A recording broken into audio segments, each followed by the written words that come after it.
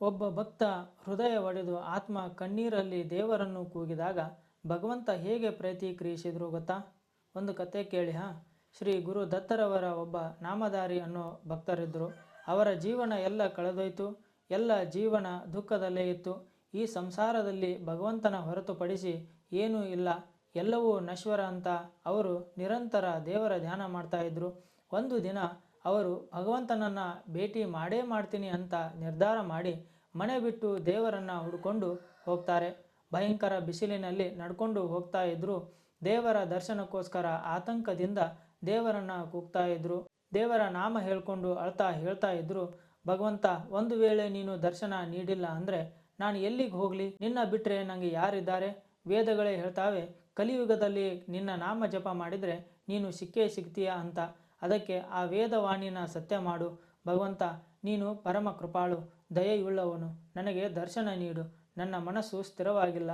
ನಾನು ಭಯ, ಲೋಭಾಸಕ್ತ, ಮೋಹ ಮಾಯೆಯಿಂದ ಕೂಡಿದ್ದೀನಿ. ಆದರೆ ನೀನು ದಯೆಯ ಸಮುದ್ರ ಇದೆಯಲ್ಲ ಭಗವಂತ, ನೀನು ಅಖಂಡ ಬ್ರಹ್ಮಾಂಡ ನಾಯಕನಾಗಿರುವೆ. ನನ್ನ ಆರಾಧನೆ ಕೇಳಿ ನನಗೆ ದರ್ಶನ ನೀಡು. ನೀನೇ ಸಂಪೂರ್ಣ ವಿಶ್ವದ ಸೃಷ್ಟಿಕರ್ತ, ಸಂರಕ್ಷಕ ಮತ್ತು ಸಂಹಾರಕ. ನೀನೇ ನನ್ನ ತಂದೆ ತಾಯಿ ಬಂಧು ಬಳಗ. ಆದರೆ ಇನ್ನೊಬ್ಬರಿಂದ ನಾನೇನು ಕೇಳಲಿ? ಭಗವಂತ, ನನಗೆ ನಿನ್ನ ಅವಶ್ಯಕತೆ ಇದೆ. ನನಗೆ ದರ್ಶನ ನೀಡು. ನಿನ್ನ ದರ್ಶನದ ಬದಲಿಗೆ ನನ್ನಿಂದ ಏನಾದರೂ ಬೇಕಾ? ಪ್ರಭು, ನೀವೇ ಹೇಳಿ. ನೀವೇ ಬಲಿ ರಾಜಾಗೆ ಪಾತಾಳ ಲೋಕದಲ್ಲಿ ಸ್ಥಾನ ನೀಡಿದ್ದೀರಾ. ಆದರೆ ಅದರ ಬದಲಿಗೆ ಅವರೇನು ಕೊಟ್ಟಿದ್ದಾರೆ? ನೀವು ರಾಜಕುಮಾರ ಧ್ರುವರಿಗೆ ಆಕಾಶದಲ್ಲಿ ನಕ್ಷತ್ರ ರೂಪದಲ್ಲಿ ಸ್ಥಾನ ನೀಡಿದ್ದೀರಾ. ಆದರೆ ಬದಲಿಗೆ ಅವರೇನು ಕೊಟ್ಟಿದ್ದಾರೆ? ನೀವು ವಿಭೀಷಣನಿಗೆ ಲಂಕಾ ರಾಜ್ಯ ನೀಡಿದ್ರಿ. ಆದರೆ ಬದಲಿಗೆ ಅವರೇನು ನೀಡಿದ್ರು? ನಾನಂತೂ ನಿರ್ಧನ್ ಸಾಮಾನ್ಯ ವ್ಯಕ್ತಿ. ನಾನು ನಿನಗೇನು ಕೊಡೋಕ್ಕಾಗುತ್ತೆ? ಯಾಕಂದರೆ ನಿಮ್ಮ ಹತ್ರ ಕ್ಷೀರಸಾಗರ ಇದೆ. ಸಾಕ್ಷಾತ್ ಲಕ್ಷ್ಮಿ ಹಗಲು ರಾತ್ರಿ ನಿಮ್ಮ ಸೇವೆಯಲ್ಲಿರ್ತಾರೆ. ಆದರೆ ನಿಮಗೆ ನನ್ನ ಮೇಲೆ ದಯೆ ಯಾಕೆ ಬರ್ತಾ ಇಲ್ಲ ಪ್ರಭು? ಈ ಥರ ದೇವರ ದರ್ಶನಕ್ಕೋಸ್ಕರ ಪ್ರಾರ್ಥನೆ ಮಾಡ್ತಾ ನಾಮಧಾರಿ ಜೋರಾಗಿ ಅಳ್ತಾ ಇದ್ದ.